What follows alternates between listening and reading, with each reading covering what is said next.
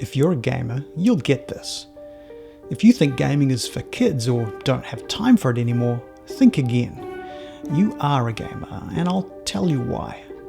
But first, ask yourself, if this reality right here, right now, were a game, what level would I be on? What in-game items have I collected in my inventory?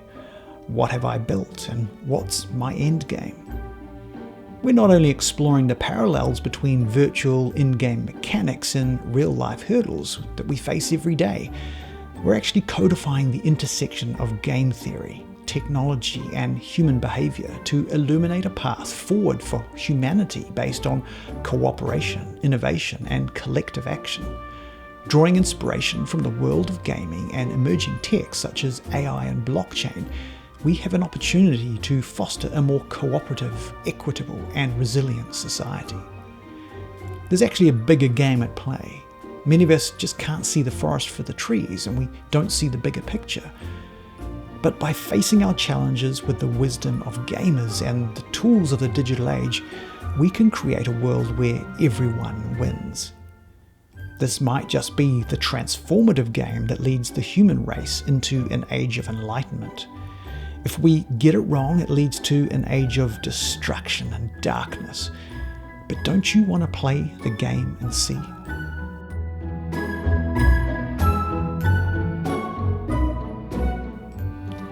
On an unconscious level, the gaming industry is successful because it taps into human nature itself. While it's often perceived as an escape, gaming in fact mirrors our journey through life, packed with obstacles and growth opportunities. But this game is not a race to the finish, to get there first. How we choose to overcome obstacles and complete levels in this game is more important than how fast we get to the end. Obstacles are a necessary part of every game worth playing. The biggest obstacle is yourself. Understanding the essence of gaming leads us to a fascinating revelation. The obstacles, power-ups, and leveling up in games mirror the trials, resources, and growth that we experience in real life. Let's explore how these gaming dynamics play out beyond the screen.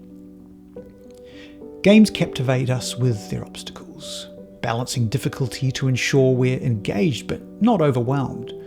If a game is just too hard, nobody will play. And if it's too easy, nobody will play. This balance between challenge and reward, between the big goals and the smaller victories, mirrors life's own dynamics. Like a well-designed game, life requires us to overcome challenges, to grow and achieve our goals, celebrating the small wins and enjoying the journey towards our larger purpose. Power-ups boost our abilities, helping us to overcome challenges more effectively. Similarly, in life, resources like education, mentorship, and technology empower us to navigate obstacles. Historical innovations such as electricity, automation, mobile phones, and now AI have revolutionized our world, offering us real-life power-ups that change the game of life. They allow us to enhance our skills and to tackle challenges head-on.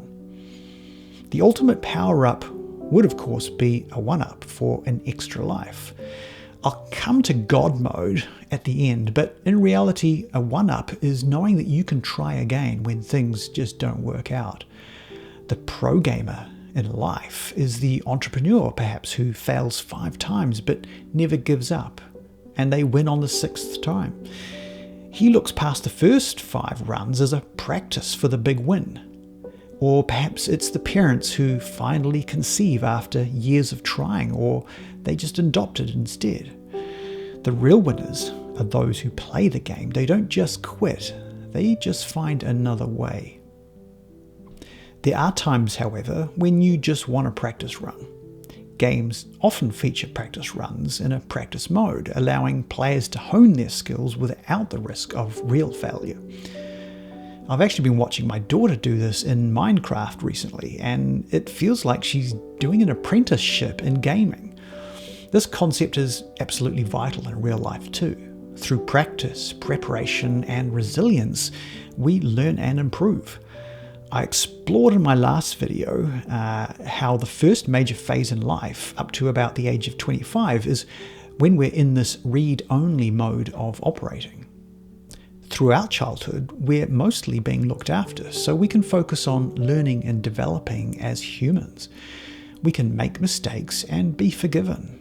We learn to push the boundaries, to test our personal limits and society's limitations. In our teenage years to young adulthood, we take on more responsibilities in life, but generally, we've got the mental and emotional capacity to focus on absorbing information and start our apprenticeship of real life. It's our practice run for everything from work to relationships. I'm sure your first few girlfriends or boyfriends would give you a good slap in the face if you broke up with them at 15 and said, "Thanks, you're a good practice run." But you get my point. Social skills and emotional intelligence are some of the most powerful skills in the game, and we level up in these from a very young age. In gaming, rewards and collectibles signify our achievements, and they motivate us to persevere. They also give us increased ability and advantages to succeed. In life, our achievements and the goals we reach serve a similar purpose, providing satisfaction, motivation, and skills to continue pushing forward. The narrative structure of a game might follow something like the hero's journey to achieve a final goal. It might lead us toward a singular outcome, such as battling the biggest monster on the final level to save the princess or save the world. But would we want to play that game if we didn't attain rewards along the way, such as in-game items and boosters? If those rewards along the way never actually existed, I'd argue that we wouldn't have the ability to defeat the monster or to save the world anyway. In an ideal world, everyone has the chance to succeed, with or without the advantages that some possess over others. One of the challenges in gaming is where you can purchase these advantages, and people who already have the means to buy them will likely remain on top. Does this sound familiar in life? Yeah. So when I played a game like Dookie Dash by Yuga Labs, I had the advantage of getting bonus percentages on every run because I held one of their premium assets, a Bored Ape. These were well out of the reach for most people, but I saw pro gamers come along to play who absolutely killed it and outperformed people with those advantages on pure skill and perseverance alone. That's the way it should be.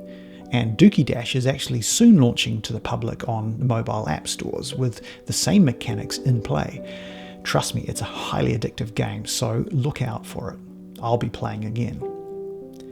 The character we build in our younger years is hard to recode the older we get, but there are always respec items like a reset scroll or an attribute potion. Okay, if it was only that easy in real life, but maybe it can be if you only see it the same way. The main difference is that you have to want to change and you have to code the change in yourself. Learn to code, you say? I know, sounds too hard. It would be if you were trying to rebuild the whole operating system, but we're not. We're inserting key lines of code that begin reprogramming in the background. The important part of this code is not to eliminate bad code, but to counteract it with the right mix of signals that turn it into positive patterns of behavior. This is the essence of game theory, which I'll come to shortly. Life is simply a complex mesh of languages, from binary code as ones and zeros to DNA or chemical signaling. The nature of our human brain means our ability to perceive such complex patterns in the world around us is limited. It's the perfect example of reading between the lines, which was perfectly illustrated in the Matrix movies. Vanellope von Schweetz from Wreck-It Ralph also served as a great analogy for individuals striving to overcome their perceived flaws. Vanellope, initially seen as flawed due to her glitch, ultimately discovers that what makes her different is precisely what makes her unique and strong. Her journey mirrors the human experience of grappling with personal imperfections and the societal pressure to conform. Vanellope's story teaches a valuable lesson in self-acceptance and the power of embracing one's inherent quirks. By transcending her limitations and leveraging her glitch as a unique strength, she becomes a champion in her own right, offering a compelling narrative on the transformative power of self-acceptance and perseverance. Her character arc underscores the idea that flaws do not define us, rather, our response to them and our ability to turn them into strengths do. The prisoner's dilemma is a classic game theory problem. Robert Axelrod, a political scientist at the University of Michigan, spent his career studying the ways humans can cooperate or betray each other for their own benefit. What he discovered has become an incredibly powerful strategy used in everything from negotiations in business to international relations, and even evolutionary biology. In 1980, he organized a competition where different strategies were submitted as programs on floppy disks to compete against each other in a deceivingly simple computer game to see ultimately which one would score the highest.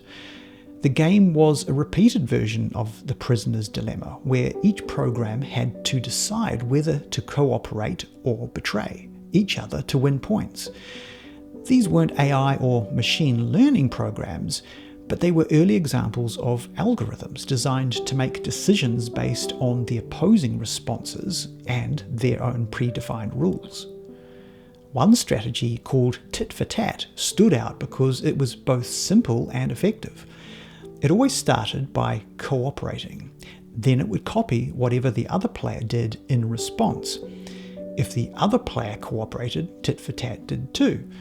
If the other player betrayed, tit for tat would betray as well. Tit for tat won because it encouraged both players to keep cooperating with each other. It showed that being nice and responding in kind could lead to winning results. This strategy actually teaches us that cooperating and matching the actions of others can often be the best way to get along in the world.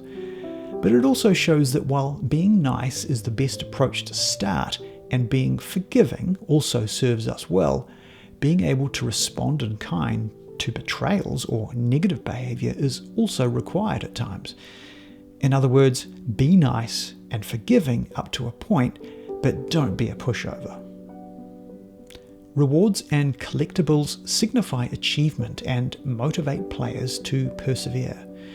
In life, our achievements and the goals we reach serve a similar purpose, providing satisfaction and motivation to continue pushing forward, highlighting the importance of perseverance in both realms, gaming and life. I remember how good it felt to win that drama trophy at 11 years old for my performance of Fagin in Oliver Twist. I can remember how proud I was just getting a bronze medal in athletics, or winning the cross-country obstacle course during school camp. It came with no reward except knowing I'd beaten all the athletics champions at something of my own. These small achievements can make or break for some kids. They can be the start of an entire career in sports or the arts. They have an incredibly powerful ability to become part of our character arc in life. As a parent, I insist on my eldest daughter committing to something for at least a year before deciding to quit or to at least change course. We need to get past the initial slump of adjusting and learning something new. We need to try to hit that flow state that comes with mastering something. She won't get that on everything she does, but the more she tries, the better the chance she'll find that something which totally aligns with who she is and in which she can naturally excel. All I can do is provide the opportunities for her to discover it on her own, but making sure she just doesn't give up too soon. That remains true into adulthood too. If we've learnt to celebrate even small wins when we're younger, we really push harder to achieve them when we're older.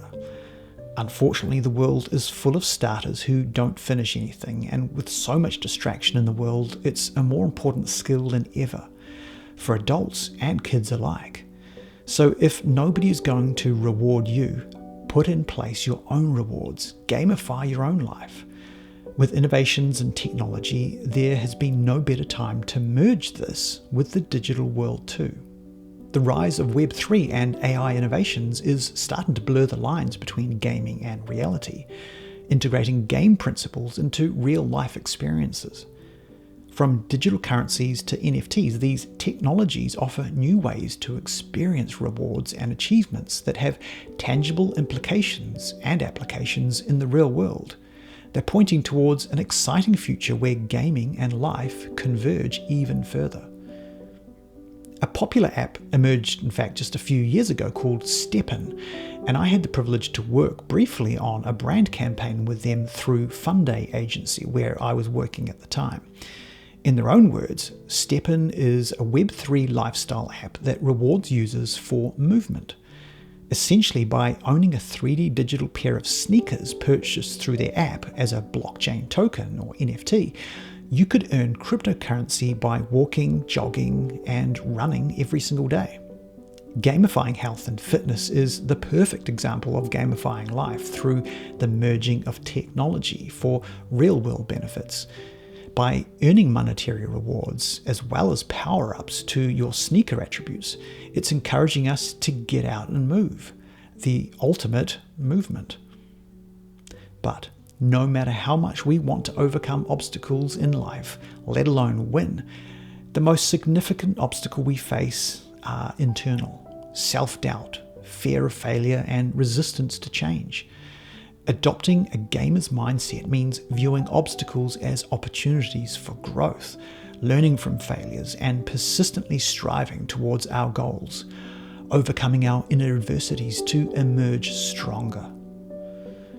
A word of warning though, in life there is no God mode. Despite some people believing in their own invincibility, mortality is the great equalizer. Life requires us to know when to take risks and when to seek alternative paths. The only real cheat codes are the strategic application of our skills and knowledge to enhance our chances of success, navigating the game of life with wisdom and courage. The journey through life, much like a challenging game, is filled with obstacles that test our resilience, our determination, and our ability to grow. By facing and overcoming personal challenges, we not only progress in our own game of life, but also find satisfaction in the journey itself. So we've explored the parallels between the virtual and the real world, urging us to leverage the lessons learned from gaming to navigate life's complexities with resilience and determination. So what obstacles are you facing in your life? What power-ups do you have at your disposal? And how will you reward yourself if nobody else will? Share your experiences and strategies in the comments. I'd love to read them. Or just post a game controller emoji and I'll know you've watched to the end. Till next time, good game and have fun.